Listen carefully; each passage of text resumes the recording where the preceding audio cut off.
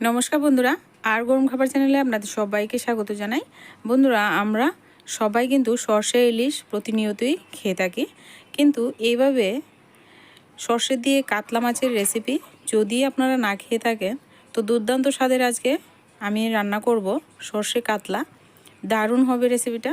অবশ্যই বন্ধুরা ভিডিওটা দেখো কিভাবে রান্নাটা করছি। এখানে দেখুন কাতলা মাছের পিস নিয়েছি। তো কাতলা মাছের পিসগুলি ভালো করে পরিষ্কার করে ধুয়ে দেওয়া হয়ে গেছে। এবার আমি মাছের মধ্যে লবণ, হলুদ আর সামান্য একটু লঙ্কার গুঁড়ো মেখে নিচ্ছি। বন্ধুরা যারা নতুন আমার চ্যানেলটিকে এখনও পর্যন্ত সাবস্ক্রাইব করুনি, প্লিজ সাবস্ক্রাইব করে রাখবেন।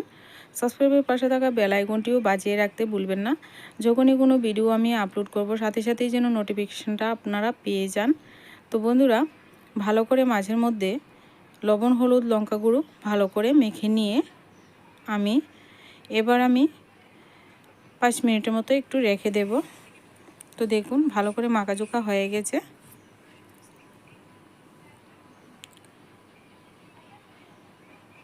তো এদিকে এই ফাঁকে আমি একটা মশলা তৈরি করে নিচ্ছি। তো আমি এখানে শিলনোড়া নিয়ে বসে গেছি। আর প্রথমে এখানে 2 চামচ হলুদ সর্ষে আর 1 চামচ দেব লাল সর্ষে। লাল সর্ষে না থাকলে না দিলেও চলবে, কিছু হবে না। একটা সর্ষে, হলুদ সর্ষেটা হলে ভালো হয়। এখানে আমি লবণ আর পরিমাণ মতো ঝাল লঙ্কা বেটে নেব। ঝালের পরিমাণ আপনারা বুঝে রান্না করতে পারেন, প্রয়োজন অনুসারে আর একটু বেশি কম করতে পারেন। আমি এখানে ঝাল রান্না করব। দেখুন আমি এখানে 6-7টা কিন্তু কাঁচা লঙ্কা সর্ষের সঙ্গে বেটে নিচ্ছি। একদম মিহি করে বেটে নেব। আর সর্ষে বাটা যত ভালো হবে গ্যাসের সমস্যা ততটাই কম হবে। সর্ষে কিন্তু হজম হতে চায় না, তো তার জন্য সর্ষেটা কিন্তু একদম মিহি করে বেটে নেব। আপনারা এখানে মিক্সিং জারেও করতে পারেন, আর আমি শিলনোড়ায় করে নিচ্ছি। মিক্সিং জারে করলে আপনারা ছেঁকে নেবেন। একদম মিহি করে বেটে নেব। তো দেখতেই পাচ্ছেন বন্ধুরা কত সুন্দর করে একদম মিহি করে আমি সর্ষেটাকে বেটে নিলাম।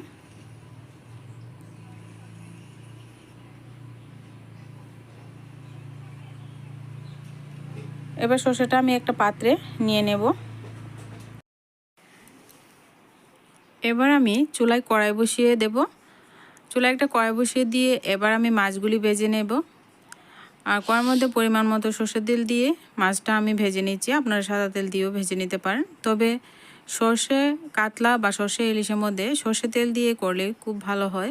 তেলটা ভালো করে গরম হয়ে গেছে। এবার আমি কড়াইয়ের মধ্যে একটু লবণ দিয়ে দেব। যে কোনো মাছ ভাজার আগে এইভাবে কড়াইয়ের মধ্যে একটু লবণ ছিটিয়ে নেবেন। এতে করে দেখবেন মাছগুলি একদম কড়াইয়ের মধ্যে লেগে যাবে না।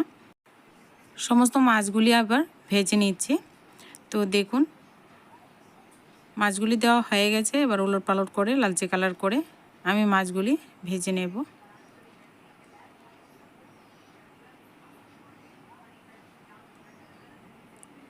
এবার নাড়াচাড়া করতে করতে দেখুন লাল লাল করে আমি মাছগুলি ভেজে নিয়েছি।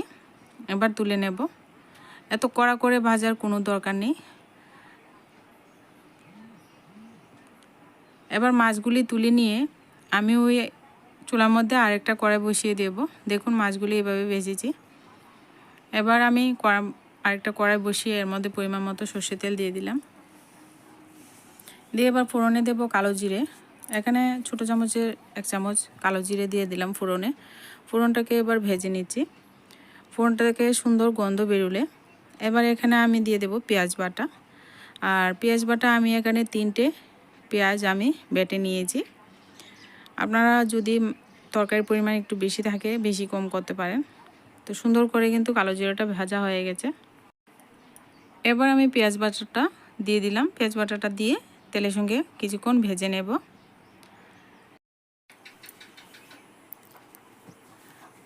পেঁয়াজ বাটাটা যেন কাঁচা গন্ধটা চলে যায় এভাবে কিন্তু ভেজে নিতে হবে।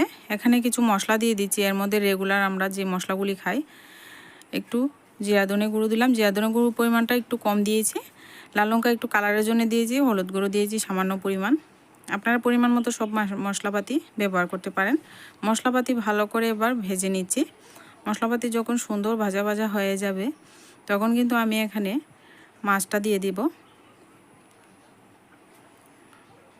তো আমি কিন্তু সবগুলি মাছ রান্না করব না, যতটুকু আমার প্রয়োজন ততটুকুই আমি রান্নাটা করছি। এবার কিন্তু এখানে মাছগুলির মধ্যে উপরে আমি সর্ষে বাটা দিয়ে দিচ্ছি। সর্ষে বাটাটা দিয়ে একটু নাড়াচাড়া করে তারপর কিন্তু এখানে জল এড করব। তো কিছুক্ষণ নাড়াচাড়া করব, এত বেশি নাড়াচাড়া করার কোনো দরকার নেই। এবার একটুখানি নাড়াচাড়া করে দিলাম, আর নাড়াচাড়া করে দিয়ে এবার আমি এখানে পরিমাণ মতো জল দিয়ে দিচ্ছি। জলের পরিমাণটা প্রথমে একটু মাছগুলি যেন ডুবে যায় এরকম দিয়েছি। তো যখন রান্নাটা হয়ে যাবে তখন কিন্তু অনেকটাই কমে যাবে। তো এভাবে দিয়ে চুলার আঁচটাকে একদম লোতে রেখে এবার সর্ষেটা আমি একটু কিছুক্ষণ জাল করে নিয়েছি। 3-4 মিনিট রান্নাটা করে নেব। তো আস্তে আস্তে করে রান্নাটা করবেন। বেশি করে যদি আপনারা সর্ষের মধ্যে জাল করেন তাহলে কিন্তু সর্ষে তেতো হয়ে যায়।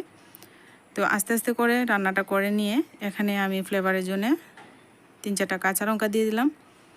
এবার আমি আর একটু সময় রান্নাটা করে নিচ্ছি। একটু জাল করেছি, তো এই পর্যায়ে কিন্তু নামিয়ে নেব। আপনারা যদি ঝোলটা আরেকটু গাঢ় করে খেতে চান আরেকটু গাঢ় করে নামিয়ে নেবেন। রেডি হয়ে গেল আমার সর্ষে কাতলা। বন্ধুরা, রেসিপিটা কেমন লেগেছে অবশ্যই কমেন্ট করে জানাতে ভুলবেন না। আমার এই ঘরোয়া রেসিপি, গ্রাম্য পদ্ধতিতে গড়া রেসিপিগুলি ভালো লাগলে প্লিজ লাইক করবেন, কমেন্ট করবেন। আজকে ভিডিওটা এ পর্যন্তই। দেখা হচ্ছে পরবর্তী কোনো নতুন ভিডিওর সঙ্গে। ততক্ষণে আপনারা সবাই ভালো থাকবেন, সুস্থ থাকবেন।